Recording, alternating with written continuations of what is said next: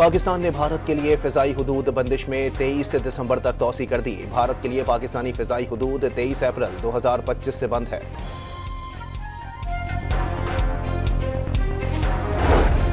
अमरीकी कांग्रेस की रिपोर्ट में पाकिस्तान को मई की जंग का फातेह तस्लीम कर लिया गया। जंग के इब्तदाई मरहले में ही कम अज कम 6 भारतीय जंगी तैयारे मार गिराए जाने का भी एतराफ़।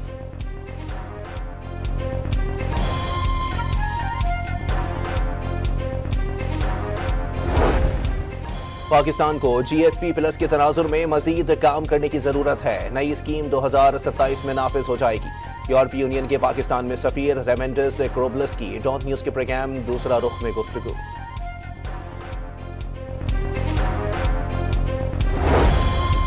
और जनूबी कोरिया में मुसाफिर कश्ती कम पानी के बाइस समंदर में चट्टान पर फंस गई। कश्ती में अमले समेत 267 मुसाफिर सवार।